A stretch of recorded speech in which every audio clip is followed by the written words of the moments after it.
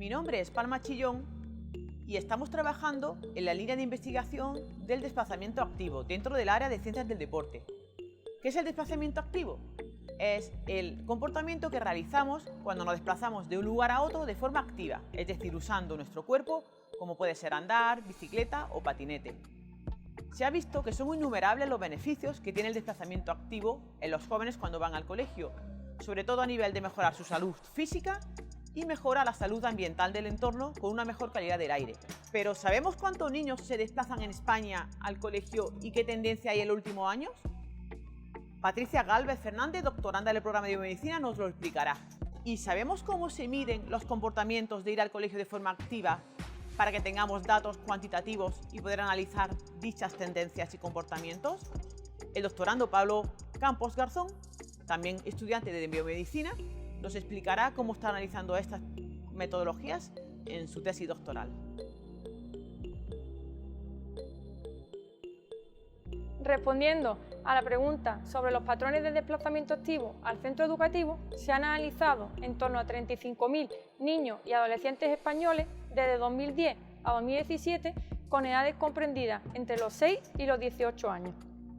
Dichos jóvenes pertenecen a diferentes instituciones y organizaciones españolas. En ambas poblaciones, el porcentaje de desplazamiento activo ronda en torno al 60%. Atendiendo a los 7 años, es decir, desde 2010 a 2017, el porcentaje de desplazamiento en niños abarca entre el 58 y el 65%. En cambio, en adolescentes, dicho porcentaje ronda alrededor del 55 y 66%. También se ha estudiado la tendencia, es decir, observar cómo ese porcentaje asciende o desciende durante ese periodo. Se ha observado cómo dicho porcentaje no desciende, como sí que ocurre en otros países. El hecho de no descender podría ser fruto a la existencia de comportamientos saludables y sostenibles. Por lo tanto, dado que el 80% de los niños y adolescentes españoles no cumplen con las recomendaciones diarias de actividad física, ¿qué mejor forma que seguir apostando por los desplazamientos activos con el fin de aumentar dichas tasas? Muy buena. Respondiendo a la pregunta que nos ha lanzado Palma, es necesario conocer cómo se está evaluando y analizando el desplazamiento al centro educativo en nuestros adolescentes y niños. Para ello es necesario conocer qué es la ruta casa-colegio. Nosotros la definimos como aquel camino que el estudiante elige en base a unos criterios para llegar al centro educativo. En los últimos años, y principalmente, siempre ha sido analizado mediante cuestionarios, es decir, medidas autorreportadas, como también podría ser un diario de actividad. Además, en los últimos años, medidas objetivas tales como celerómetro, que mide nuestro nivel de actividad física, podómetro, que mide nuestros pasos, pulsómetro, que mide nuestra frecuencia cardíaca, también han sido utilizados para medir esta actividad durante el desplazamiento al centro educativo. Aparte, también existen otros dispositivos objetivos que están analizando la geolocalización, es decir, dispositivos como GPS nos miden el desplazamiento o qué distancia, velocidad, inclinación está recorriendo nuestro joven o nuestro estudiante. Por tanto, en los próximos años vamos a intentar desarrollar un protocolo estandarizado para la medida objetiva de la ruta casa-colegio-casa con el fin de facilitar la comparación de resultados entre los diferentes estudios existentes, además de aportar datos y resultados más precisos y fiables asociados a este modo de desplazamiento al centro educativo.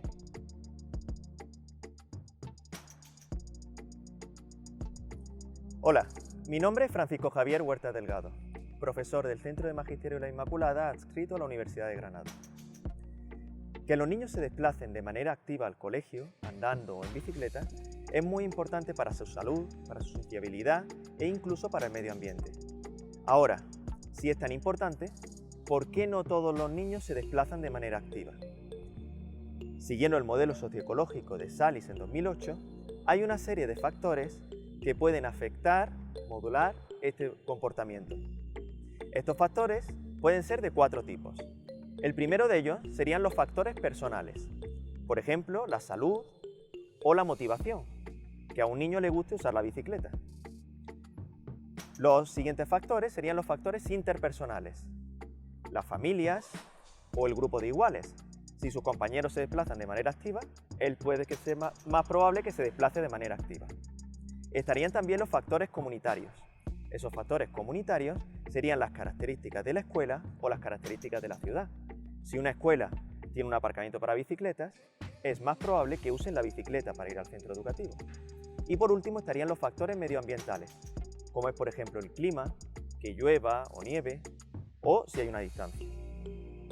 Para continuar con estos factores y profundizar sobre ellos, nuestro compañero Daniel Soberanes, que es médico y doctorando de salud pública, nos hablará sobre el entorno.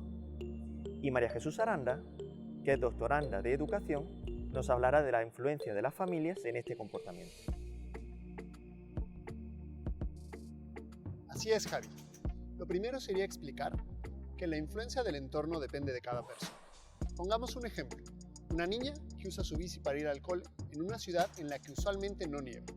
En caso de una nevada, es muy posible que decida irse andando o en algún otro vehículo. Y sin embargo, otra niña con las mismas características, pero que vive en una ciudad en la que usualmente sí nieva, podría continuar utilizando su bicicleta.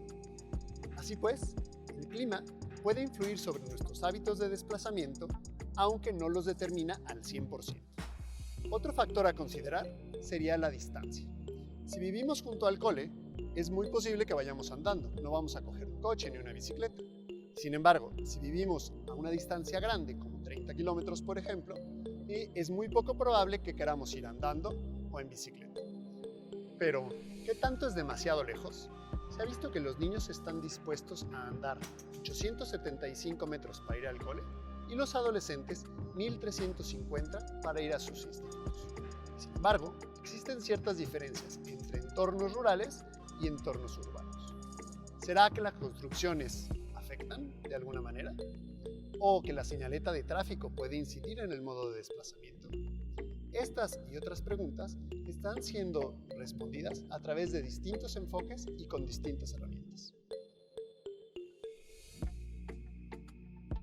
Además de los factores ambientales o del entorno que ha comentado Dani, tenemos otros factores que afectan al desplazamiento activo de los niños. En este caso vamos a hablar de las familias, concretamente de los padres, ya que son ellos los principales responsables en la toma de decisiones para el desplazamiento activo de su hijo. Y estos toman la decisión en base a las percepciones que ellos ven, es decir, las barreras que perciben. Por ejemplo, una barrera es la seguridad en el tráfico.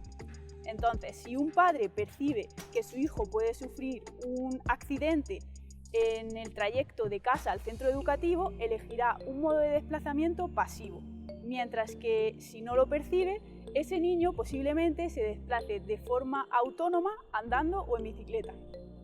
Bien, a lo largo de los años se han ido realizando diferentes estudios para analizar esas barreras, buscando siempre conocerlas y de esa forma crear y diseñar intervenciones adecuadas para reducir la percepción que tienen los padres para el desplazamiento activo de su hijo. Solo queda comentar que se ha realizado una revisión sistemática de la literatura y las principales barreras que perciben los padres para el desplazamiento activo de su hijo al centro educativo serían el entorno construido. En esta barrera podemos incluir desde la existencia de carriles bici, el estado de las aceras, la conectividad entre las calles o la existencia de tiendas u oficinas en el trayecto de casa al centro educativo. Otra de las barreras que perciben los padres son la seguridad en el tráfico. Aquí podemos destacar la velocidad del tráfico o la cantidad de este en el trayecto de casa al centro educativo. Otra de las barreras sería el crimen. Aquí los padres mencionan desde secuestros, bullying, violencia por parte de un extraño o la existencia de perros callejeros en este trayecto. Y por último encontramos el apoyo social. En esta barrera podemos mencionar la existencia de otros niños o adultos en el trayecto de casa al colegio.